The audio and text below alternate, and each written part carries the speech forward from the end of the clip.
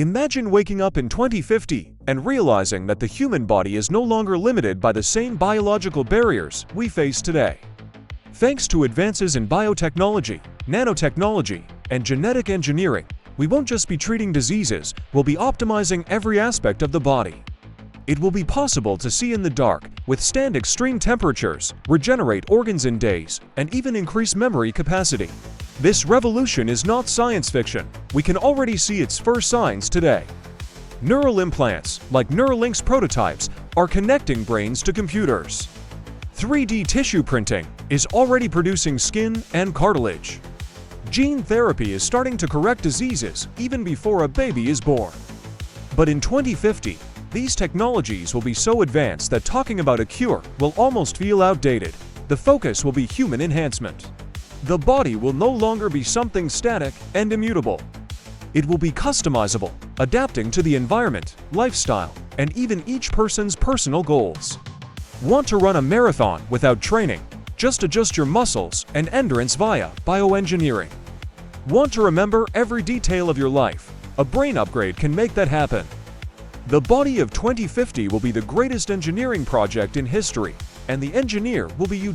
In 2050, organ transplants, as we know them today, will be almost obsolete. Instead of waiting for a compatible donor, hospitals will have 3D bioprinters capable of creating a new liver, heart, or lung using the patient's own cells. This means zero risk of rejection and a much faster recovery. Regenerative medicine will also take a giant leap forward.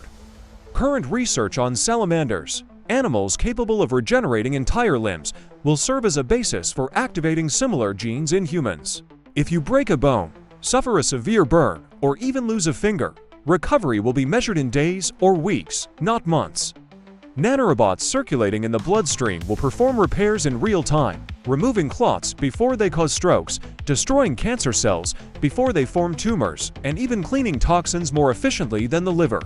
In severe injuries, an intelligent regenerative gel could be applied directly to the wound, stimulating the body to rebuild itself from the inside out.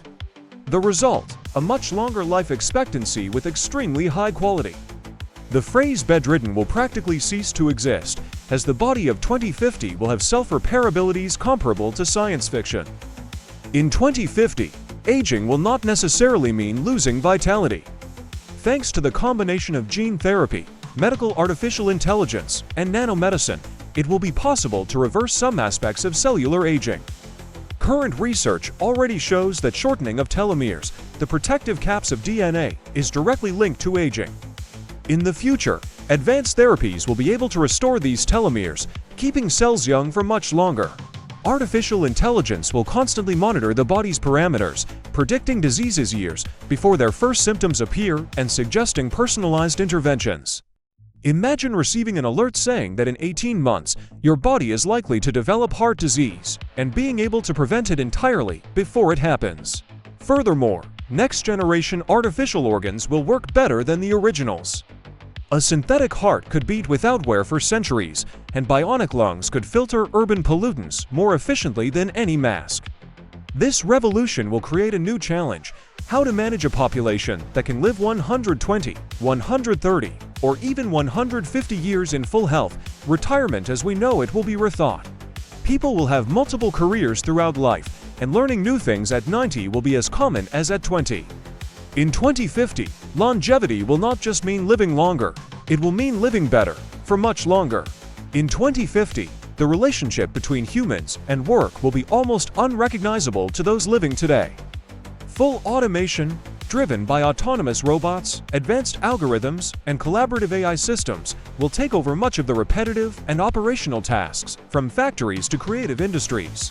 This will not mean the end of human employment, but rather a deep redefinition of what we call work. Professions based solely on mechanical execution will disappear, while new careers will emerge in areas such as immersive experience design, artificial emotion engineering, and human knowledge curation. Creativity, empathy, and strategic vision will become the most valuable assets, precisely because machines, no matter how intelligent, will still have limitations in understanding cultural and subjective nuances. The concept of a physical office will be almost extinct. Virtual reality workspaces will allow teams scattered across different continents to meet daily as if they were side by side, with hyper-realistic avatars and full sensory interaction. This will eliminate geographic borders in the job market and drastically increase global competition for talent. The economy, fueled by the hyper-productivity of machines, could sustain a universal basic income model, guaranteeing everyone a minimum standard of living, even without formal employment. This will open the door for people to choose to work for passion, purpose, or innovation, and not just for survival. In 2050, work will no longer be just earning money, but expressing human potential in a technology-shaped world. In 2050, the combined advancement of biotechnology, nanotechnology, and artificial intelligence will make medicine no longer reactive, treating diseases only when they appear, but fully preventive and personalized. Implantable sensors and wearable devices will monitor every detail of the human body in real time: blood pressure, hormone levels, genetic mutations, microbiome composition, and even the smallest changes in cell function. This data will be processed by medical algorithms capable of predicting diseases years before their first symptoms, enabling early and extremely effective interventions.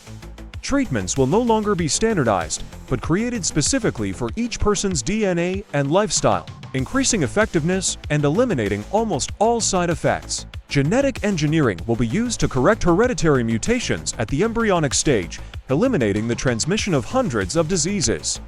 Artificial organs bioprinted in 3D will be produced on demand, drastically reducing transplant waiting lists and increasing life expectancy. In addition, nanotechnology will allow the creation of medical nanorobots that will circulate through the body, repairing damaged tissues, fighting infections, and even reversing some effects of aging. It will not be uncommon for people to live beyond 120 years with preserved physical and mental health. However, this medical revolution will raise important ethical questions. Who will have access to these technologies? If they are not distributed fairly, the gap between those who can and cannot afford them could become even greater. In 2050, the concept of employment will be radically different from what we know today. With advanced automation and artificial intelligence taking over repetitive and operational tasks, most traditional professions will disappear or be completely transformed. Companies will no longer just seek professionals with degrees, but people with adaptable skills, the ability to solve complex problems, and creative thinking, attributes that machines still cannot fully replicate. New careers will emerge in areas we can't even imagine today. There will be engineers specialized in designing ecosystems for underwater cities, psychologists trained to deal with space travel trauma, and architects of virtual realities capable of creating immersive worlds as real as the physical one. Sustainability-related professions, bioengineering, and AI management will be highly valued. Remote work will be the norm, but in a much more sophisticated format. Interactive holograms and shared virtual environments will allow teams from all over the world to meet in person without leaving home.